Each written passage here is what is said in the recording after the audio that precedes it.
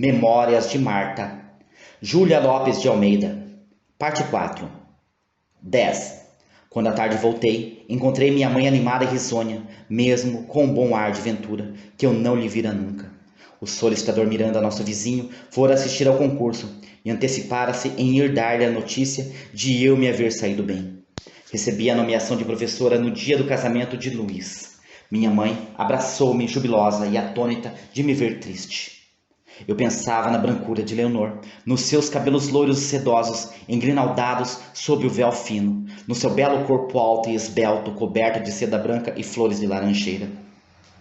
Eu pensava nas soberbas montanhas de palmeiras, nas suas casas disseminadas entre alegres verduras, nos seus bosques perfumados, nas suas cascatinhas soluçantes. Eu pensava na tarde da tempestade, na filha do paralítico e no abraço de Luiz, nos seus madrigais, nos seus sorrisos e na sua falsidade. Pensava ao mesmo tempo em tudo que me impressionara no campo, em tudo que me dera alegria e em tudo que me dera desgosto. Fechei-me só no quarto, procurando como pretexto arrumar os meus velhos livros e trabalhos de agulha no fundo de um baú. Quando voltei à sala, minha mãe, alvoroçada e risonha, chamou-me para o seu lado e disse-me que o solicitador Miranda lhe pedira a minha mão. Surpresa, não respondi logo. Minha mãe, interpretando mal o meu silêncio, continuou. O Miranda é um homem de 40 e tantos anos, muito sério e bondoso. Mas, respondi-lhe, eu nunca lhe falei. Via-o à janela de manhã, quando eu atravessava para o colégio, unicamente, e ele apaixonou-se por ti, na leitura das cartas que me escreveste de Palmeiras. E por que ele mostrou as minhas cartas? Porque ele perguntava-me sempre por ti. E porque, filha, escrevias-me coisas tão bonitas, tão meigas e delicadas, que o meu orgulho de mãe aconselhava-me aquela indiscrição. Eu sabia de há muito que qualidade de homem é o Miranda. Trabalho para ele há 10 anos. Bem vês, nunca me pagou mal. Nunca fez reclamações nem queixas. Foi sempre cavalheiro, como se adivinhasse em mim os princípios que tive. Além disso, com quem poderia eu desabafar as saudades tuas? Via-o muitas vezes? Todas as semanas, quando lhe levava a roupa. Depois que vieste, como sabe por mim que tens estado doente, não me quis falar nisso, e contentava-se em ver-te todas as manhãs. Agora, porém, que hás de ir morar para fora, e não podendo calar-se mais tempo, revelou-me a sua afeição. Acabou de sair daqui, não consentiu que eu te chamasse, prometi levar-lhe a tua resposta. Não desejo casar-me, mas, balbuciou minha mãe, empalidecendo. Alcancei uma posição independente, não precisarei do apoio de ninguém. Essas palavras disse-as eu secamente. Minha mãe baixara a cabeça e, depois de uma pausa silenciosa, tornou-me com a voz baixa e comovida. Seja, eu não queria fechar os olhos sem te ver casada. Só num mundo tão perverso como este. Depois o Miranda tem ótimo comportamento. É talvez velho para ti, mas havia de ser excelente marido, sério, honesto e delicado. Enquanto ela dizia isto, eu via, como num sonho, a encantadora figura de Leonor. Estremeci, ouvindo minha mãe referir-se ao meu futuro. Meditei, num minuto, a minha vida inteira. A reputação da mulher é essencialmente melindrosa, como o cristal puro, o mínimo sopro a enturva. Mas de mim, quem se ocuparia em falar? Passaria sempre despercebida, mesmo pela vista dos mais famintos. Viriam os cabelos brancos, viria a velhice e eu ficaria sozinha com os meus sonhos puris, as minhas raivas surdas, a mesma desconfiança pela humanidade que me repudiava, julgava eu. Bem cedo, neste país ardente, as mulheres ouvem dizer que as amam. E eu só aos 24 anos despertava no coração cansado de um velho uma paixão sossegada e mansa. E que amara ele em mim? O meu espírito, a minha pessoa não era nada. Foram as cartas escritas sobre o influxo do meu amor por Luiz, naquele período de ouro da minha vida, que me despertaram a ideia de que a Marta valeria alguma coisa em um lar doméstico. Olhei com desprezo para o meu corpo, achando-o indigno da minha alma. O ódio da natureza cresceu em mim num fermento em que todos os azedumes se encontravam. Minha mãe percebeu tudo e disse: eu só quero o que tu quiseres. Oh, o que eu quero não alcançarei nunca. Foi o meu primeiro grito de desespero. Minha mãe chorou, eu não. Só muitas horas depois pude ter calma para refletir. E refleti que o meu casamento seria uma vingança para os ultrajes que a minha imaginação de moça recebera sempre. 11. O meu noivo era um homem singular na sua simplicidade. Eu nunca havia reparado nele. Posso muito bem afirmar que só ouvi depois de lhe ter dado o sim, na tarde em que, com satisfação comedida, foi agradecer a minha resolução. Recebi-o com toda a calma, sem amabilidade, friamente. Sorria com esforço e procurava em vão sacudir de mim a antipatia que o casamento naquelas condições me inspirava. Minha mãe remediava a minha concentração, falando muito, rindo mesmo, lembrando ao bom Miranda frases de uma ou de outra carta minha que o tinham feito dizer: a sua filha é uma joia rara, feliz do homem com quem ela se casar. Eu não intervinha, ouvia os elogios, quase sem protestos, abatida, vazia de ideias, semi-morta. Chegou um instante em que minha mãe, num esforço de suprema agonia, teve a coragem de relatar a morte do meu pai e a amarga herança que dele recebêramos. Julgava aquilo um dever de lealdade, não lhe fossem dizer depois que ele tinha desposado a filha de um ladrão. Miranda fê-la calar-se, um pouco vexado, e eu levantei para ele meus olhos tristes, espreitando-lhe os movimentos, com susto e com vergonha. Ele sorriu-me. Era um homem de estatura mediana, gordo, calvo, com muitos fios brancos a luzirem-lhe na barba preta, de feições miúdas, dentes pequeninos e peito robusto. Havia alguma coisa de paternal nos seus olhos, uma expressão de lealdade, de doçura que me inspirava confiança e tranquilidade. Falava sem preocupações de linguagem, incorrendo mesmo frequentemente em pequenos erros de pronúncia ou de gramática muito vulgares. Eu notava aquilo sem desgosto, imersa numa atonia estúpida. Só depois de ele se ir embora é que eu, ironicamente, os enumerei à minha mãe. Ela ouviu-me calada e depois afirmou-me que nem sempre os maridos mais ilustrados eram os melhores. Quando um homem de espírito superior não encontra na esposa um entendimento claro, uma percepção nítida das coisas, uma inteligência preparada para a perfeita compreensão da sua, como refletor de suas ideias, esse homem deixa de lhe comunicar os seus projetos de futuro, ambições, estudos, trabalho, triunfos e desgostos, por julgá-la incapaz de uma consolação ou de um aplauso. E assim, sem troca de emoções nem conversas íntimas, procura cada um para seu lado satisfazer as necessidades absolutas dos seus gostos e temperamentos. A mulher, então, ou se resigna a viver encolhida em casa, na humilhante posição de mera governante, ou revolta-se contra a superioridade do marido e provoca-o de todas as maneiras, desde a mais séria até a mais fútil. Agora, quando ao contrário é a mulher a mais inteligente e a mais ilustrada, sendo ao mesmo tempo ponderosa, sensata, boa, o marido venera, respeita e faz-lhe, sem temer, as suas confidências de venturas e pesares. Cabe-lhe a ela então disfarçar a diferença intelectual que entre os dois existe e procurar nivelar-se com ele. Está aí toda a ciência. Minha mãe citava exemplos de antigas amigas, e eu pensava entristecida em que a suprema aventura seria encontrarem-se e unirem-se para toda a vida duas pessoas de espírito afinado, pelo mesmo diapasão, com as mesmas predileções e iguais tendências. Mas essa era uma aspiração absurda, e fiz por convencer-me de que só havia um homem capaz de me fazer feliz, o Miranda. Principiei sem entusiasmo a fazer o meu pequeno enxoval e a tratar dos preparativos para a nossa mudança. A minha cadeira era no engenho novo. Em verdade, quem tratava de tudo era minha mãe. Eu quase que me limitava a dizer como queria as coisas. Ela cortava, acertava, punha tudo em ordem. Eu interrompia a costura e ia deitar-me, chorando, ou sentar-me silenciosa, indolente, abstrata, em um canto do meu quarto. Uma tarde, saímos do trem dos subúrbios quando senti agarrar-me num braço.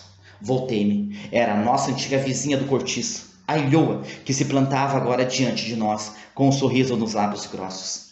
Na estação havia o rumor dos passos apressados. Corriam os homens procurando entrar no trem que partia. As máquinas silvavam e os trabalhadores impeliam com força os carros de mão, pejados de malas e de caixões. Foi logo um tumultuar de perguntas.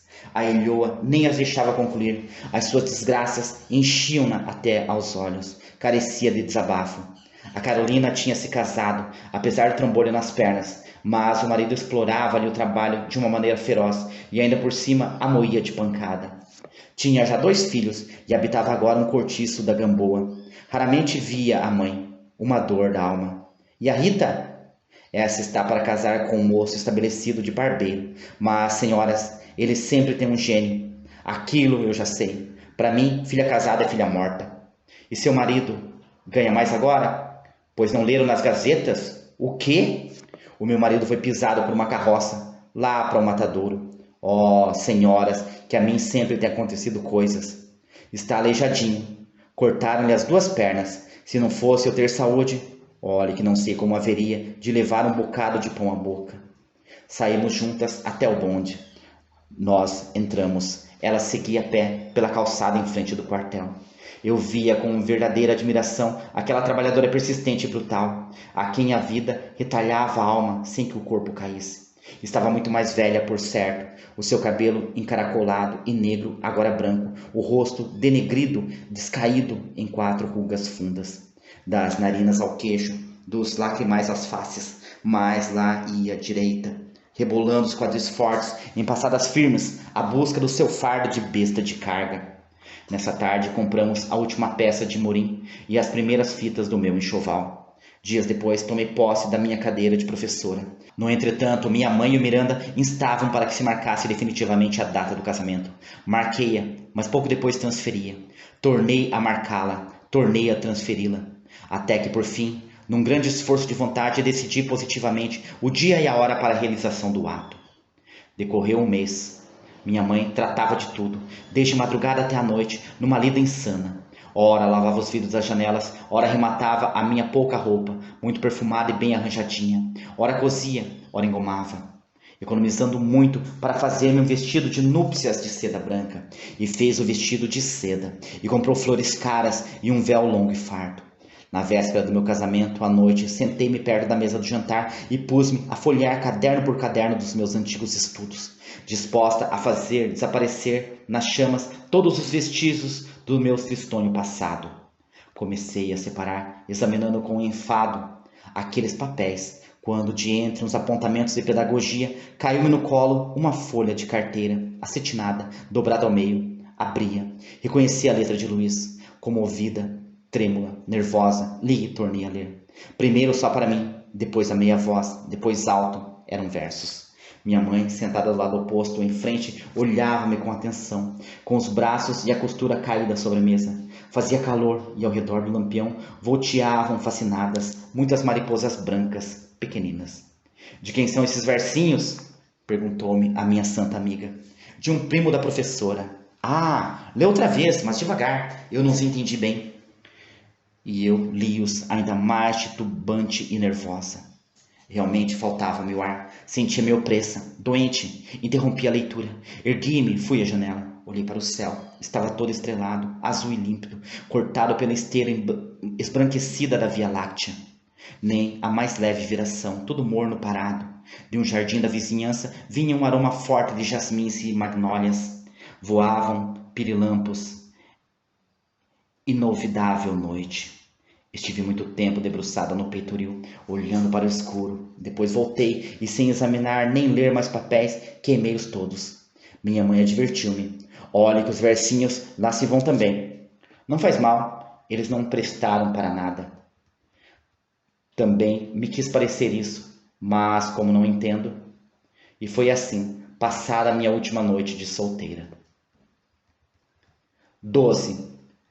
Casei-me uma bela tarde de verão. Poucas pessoas assistiram ao ato, além de minha mãe, do senhor Jerônimo e da mulher, que foi minha madrinha.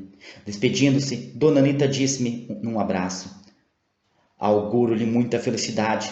O senhor Miranda parece ser um ótimo homem. Passamos uma semana feliz. Meu marido consagrava-me uma afeição serena. Era delicado e bom. Nunca no meu lar soaram as alegres e sonoras frases dos noivos apaixonados, nem tampouco houve nunca um arrufo. Minha mãe tinha uma expressão de ventura, por tal forma manifestada no seu rosto muito magro e pálido, que me comovia. Quando passava privações, fome e frio, trabalhando sempre para sustentar-me, concentrava na tristeza o seu coração. Na alegria, porém, abria-o aos olhos de toda a gente. A queixa é uma fraqueza. A pegada impressa no chão lodoso da terra. O silêncio sofredor é o voo no azul cândido do infinito. A minha santa, a minha inigualável amiga, atravessou todas as misérias, sustendo-se sempre nas asas. É que naquele corpo estreito, fraquíssimo, doente, havia uma alma forte, um coração sublime. A minha maior felicidade consistiria em remunerá-la com largos juros de todos os sacrifícios feitos por mim. Por isso preparava-lhe um resto de vida plácido e feliz. Mas, coitadinha, vendo-me amparada com um auxílio certo e honrado, deixou-se descansar da grande luta que havia tantos anos travara com a morte. Singular organização a sua. Enquanto dependia do seu trabalho, da sua vida, da sua proteção, movia-se sempre ativa. Desde a madrugada até a noite, uma lida cruel. Agora que não se julgava precisa, deixou cair os braços e confessou-se exausta. É que toda a sua vida tinha sido sorte e vício, força de vontade, nada mais. Foi no 8º dia do meu casamento que ela adoeceu.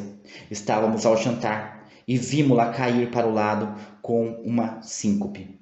Quis socorrê-la, não pude. Tinha as pernas muito trêmulas e sem ação. Gritei muito, com o rosto banhado em lágrimas e o corpo inundado de um suor aflitivo e frio. Meu marido tomou-a nos braços e, comovido, levou-a para a cama, num quarto próximo. Minha mãe voltou depressa a si, chamou-me, procurando animar-me e convencer-me de que aquilo não era coisa de cuidado. Mas veio o médico e, menos caridoso, afirmou-me que a doente sofria de uma lesão antiga e que se admirava sinceramente de que vivesse ainda.